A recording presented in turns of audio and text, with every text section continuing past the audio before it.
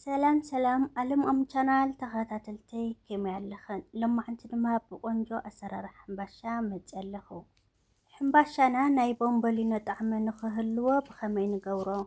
ሰላም ክቡራተይ ናፍታ ቪድዮ ከብለክን መጀመርያ ክንለውስ ከለኹ ዘይቀረፅኩልክን ኣብ ኣለዋውሳ ዋላ ብቃለይ ክነግረክን እየ ማለት እዩ። ግን ድማ ከምቲ ኩሉ ግዜ ጌርና ንለውሶ ኢና ንለውሶ ማለት እዩ። ክቡራት ተኸታተልተይ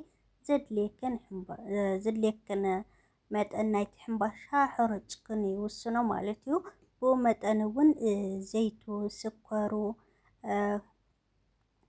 ካሜርኡ እና ጨው እውን ብኡ መጠን እዩ ትልክኦ ማለት እዩ።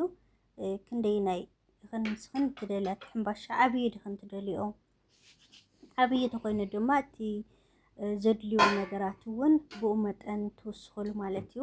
እቲ ሕምባሻ ንእስ ዝበለ ወይ ድማ ንእሽተይ ተኮይኑ ድማ ብኡ መጠን እውን እቲ ናይ ዘይቲ፣ እቲ ናይ ስኳር፣ እቲ ናይቲ ካሜራ እውን ብኡ መጠን ትቕንሳሉ ማለት እዩ። ስዕረት ስለዝኣተወ እንቋቁሖ ከውራሉ እውን ትኽእላ ኢኸን ማለት እዩ። ክቡራት ተኸታተልተይ ኣነ ግን እዚ ሕምባሻ እዚ ብዘይ እንቋቁሖ ብዘይ ፀባ እየ ሰርሕዮ ማለት እዩ። እና ክቡራት ተኸታተልተይ እዚ ሕምባሻ እዚ ብምልኡ ከምዚ ናይ ጣዕሚ ቦምቦሊኖ ክህልዎ ምእንቲ እና ኣገበርኩሉ እየ ዘለኹ ማለት እዩ። ከምቲ ትሪእዎ ዘለኹን ክቡራት ተኸታተልተይ ያው መጀመርታ ደንቢ ምስ ወቅዐለይ ሸላሊሙ ሪኢኹንኦ ማለት እዩ። እቲ ቪድዮ ከይነውሐክን ምእንቲ ኢለ እየ ቀልጥፍ ኢለ ኣቢለዮ ማለት እዩ። ብድሕሪኡ ክቡራት ተኸታተልተይ መጎጎኽን ምስ ረሰና ሕምባሻ ምስ ገልበጥኩንኦ ማለት እዩ። ቀንሳል ኢኸን ምእንቲ ቀልጢፉ ስቂሉ ብስል ከም ዝበለ ኮይኑ ወይ ድማ ከይፅልመክን ምእንቲ ቀንሳል ኢኸን ተሓዎ ማለት እዩ። እና ክቡራት ተኸታተልተይ እዚ ሕምባሻ እዚኣ ትመስል ሕዚ ገልቢጠያ እየ ዘለኹ ማለት እዩ።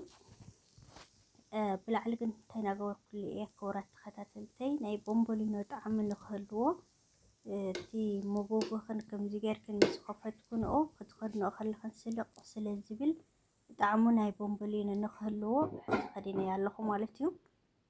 ዘይቲ እየ ገይረሉ ዘለኹ ትሪኦ ኣለኽን ከምዚ ገይረ ዘይቲ እየ ለኽየሉ ብላዕሊ እውን ዘይቲ ለኽየሉ እየ በዚ እውን ገልቢጠ ከምታ ትሪኣኒ ዘለኽን ንእሽተይ ዘይቲ ይለኽየ ኣለኹ ማለት እዩ። ክቡራተይ ሕዚ ክቡራት ተኸታተልተይ ብኩሉ እናገላበጥክን ንእሽተይ ዘይቲ እንድሕር ጌርክናሉ እቲ ሕምባሻ ብጣዕሚ ልስሉስ እዩ ዝኸውን። ካብኡ ድማ ጣዕሙ እውን ቦምቦሊኖ ቦምቦሊኖ እዩ ዝጥዕም ብጣዕሚ እዩ ደስ ዝብል ፎኳስና ቅልል ዝበለት ቆንጆ ሕምባሻ ከምዚኣ ጌርክን ክትሰርሓ ትኽእላ ኢኽን ማለት እዩ። ያው ምስ ቡና ኸን ምስ ዝኾነ ይኹን ይጠቕመክን እዩ።